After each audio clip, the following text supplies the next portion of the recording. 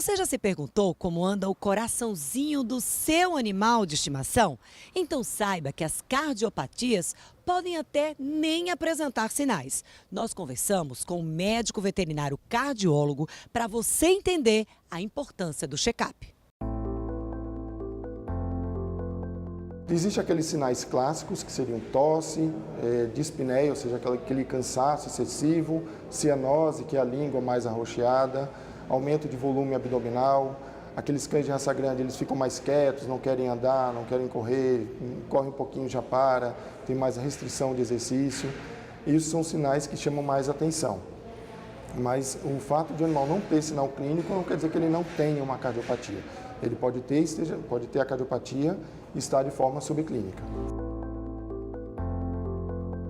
Poodle, Tekel, o Spitz, e aí engloba, na verdade, todas as raças pequenas, que tem predisposição a uma doença que a gente chama de doença mixomatosa valvar. É uma degeneração da válvula. Isso normalmente o animal começa a apresentar os sinais dessa doença a partir dos 5, 7 anos de idade, que é quando a gente começa a fazer o diagnóstico.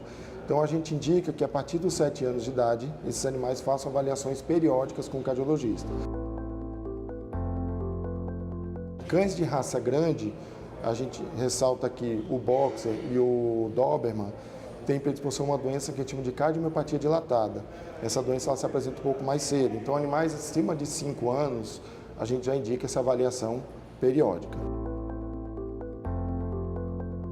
Os gatos são mais sutis, então muitas vezes eles têm a patologia e não apresentam nada, não tem sinal clínico nenhum. Então nos gatos, o ideal é que esses animais façam avaliações cardiológicas independente de ter sinal clínico ou não. E muitas vezes vai no veterinário, ele não tem sopro, ele não tem nada, mas ele pode ter a cardiopatia. E aí precisaria de uma avaliação mais detalhada. E existem as cardiopatias congênitas, que acomete mais algumas raças, mas pode apresentar em qualquer um.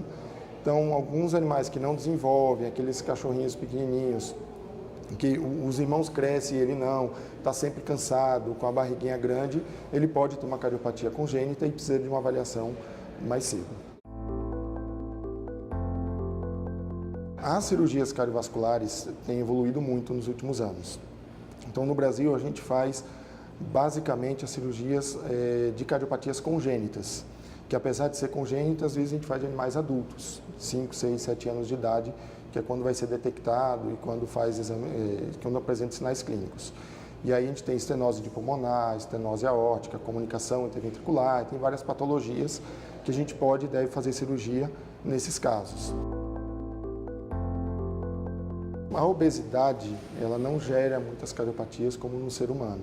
Então a gente não tem muitos problemas. O infarto, que acontece muito no ser humano, que é a principal patologia no ser humano, a gente raramente tem isso nos cães. Porém, o sobrepeso leva a algumas dificuldades respiratórias que pode piorar uma cardiopatia. O que a gente recomenda é cobre sempre do seu veterinário exames do verme do coração, exames específicos para o verme do coração para fazer a prevenção, avaliação pré-cirúrgica.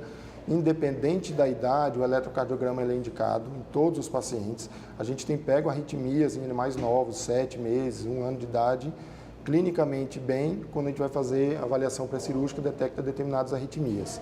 Não é o comum, mas a gente tem pego.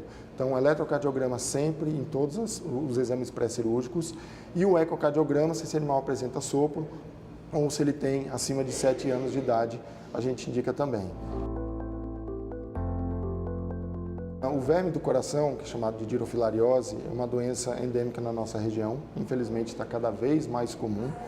Uma doença que existia há uns 20 anos atrás, ela desapareceu no Brasil e há alguns anos, uns 8, 9 anos atrás, ela voltou com bastante força no Brasil inteiro, principalmente em regiões litorâneas. E o que a gente vê na rotina, que na maioria das vezes é um diagnóstico acidental. Então, o paciente vai fazer um exame por algum outro motivo, uma avaliação pré-cirúrgica e a gente acaba detectando o verme. Por isso que a gente indica que converse com o seu veterinário, peça os exames específicos, sempre vai tomar vacina, pede o exame específico e faça uma prevenção. E aqui uma observação, que apesar de ser conhecido como verme do coração, ele causa muito mais problemas respiratórios do que cardiológicos, porque o verme passa pelas artérias pulmonares e causa lesão pulmonar. Por isso que um dos principais sinais clínicos é tosse, ou cansaço. Quando ele está numa quantidade maior, que chega a cair dentro do coração realmente, aí ele pode provocar cardiopatias mais graves. E pode levar ao óbito. E pode levar ao óbito.